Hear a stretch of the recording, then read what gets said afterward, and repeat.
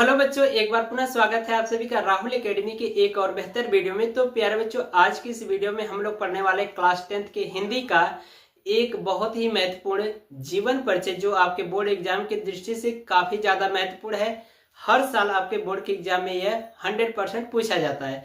तो प्यारे बच्चों, आज की जो हमारी मुख्य टॉपिक है वो है सूरदास जी का जीवन परिचय। तो सूरदास जी का जीवन परिचय आज की इस वीडियो के माध्यम से बिल्कुल सरल से सरल तरीके में सीखने वाले हैं। वीडियो शुरू करने से पहले प्यारे बच्चों, यदि आप हमारे YouTube चैनल पर पहली बार आए होंगे तो चैनल को सब्सक्राइब कर लीजिए। वीडियो पूरा देखिए बच्चों। वीडियो यदि आपको पसंद आती है तो वीडियो को लाइक करिए और साथ ही साथ चैनल को सब्सक्राइब करना न भूलिएगा। तो चलिए बच्चों, बिना किसी देरी के आज की वीडियो को शुरू करते हैं। तो यहाँ पर देखिए, मैंने हेडिंग लगा रखा है जीवन परिचय। तो किसका जीवन परिचय हम लोग पढ़ने वाले हैं? सूरदास जी का जीवन परिचय।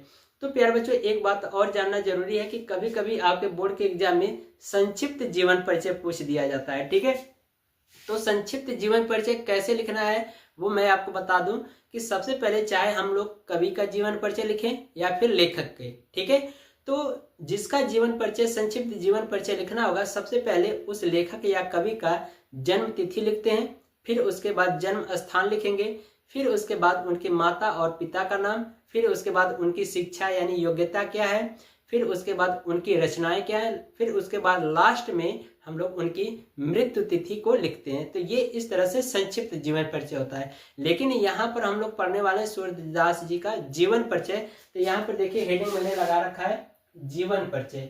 तो आइए सूरदास जी के जीवन परिचय को बिल्कुल सरल से सरल तरीके में समझ लेते हैं। ठीक है, तो यहाँ पर देखिए लिखा गया है, अष्टछाप के सर्वश्रेष्ठ कवि सूरदास जी का जन्म सन 1478 ईस्वी में रुनकता गांव में हुआ था।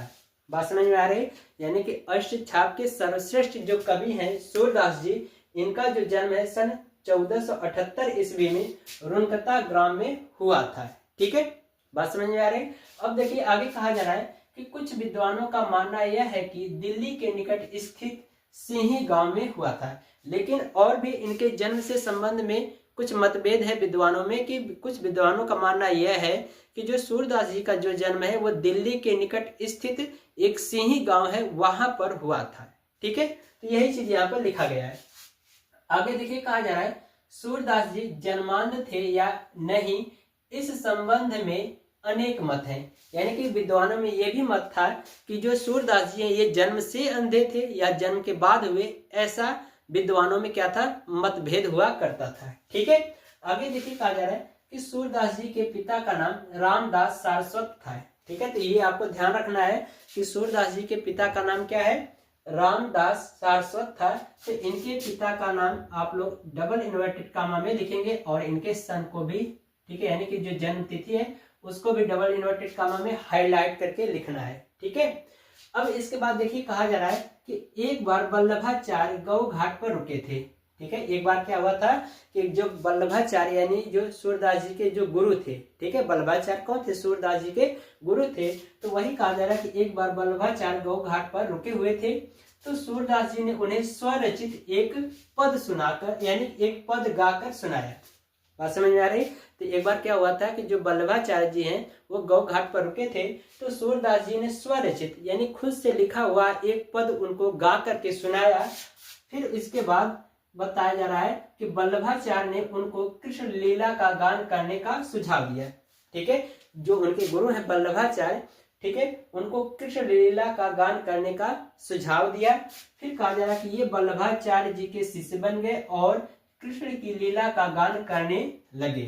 ठीक है, यानी कि जब वल्लभाचार्य ने उनको कृष्ण लीला का गान करने का सुझाव दिया, तो ये क्या किए कि जो सूरदास जी है वो कृष्ण लीला का गान करने लगे और फिर उसके बाद क्या हुआ कि वल्लभाचार्य जी के क्या हुए, शिष्य बन गए।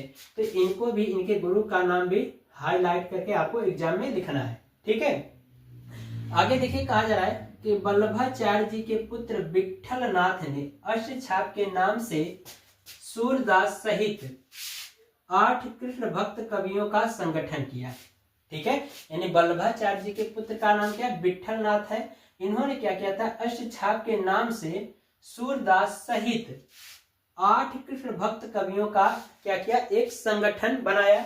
ठीक है, तो इसके बाद कहा जा रहा है कि इनकी जो मृत्यु है गोवर्धन के पास पारसौली ग्राम में सन 1583 ईस्वी में लगभग हुई थी। यानी कि सूरदास जी की जो मृत्यु है वह लगभग, यानी कि मृत्यु जो है गोवर्धन के पास एक गांव है जिसका नाम है पारसौली, उस समय सन 1583 ईस्वी के लगभग सूरदास जी का क्या हो गया, देहांत हो गया। बात समझ में आ रही है? बहुत ही सिंपल और इजी तरीके से मैंने सूरदास जी का जीवन परिचय समझा दिया। अब इसके बाद हम लोग देख लेते हैं सूरदास जी की रचनाएं। ठीक है, कि सूरदास जी की प्रमुख रचनाएं क्या हैं। तो देखिए सूरदास जी द्वारा रचित जो रचनाएं हैं, सूर सागर है, साहित्य लहरी है और सूर सारावली है।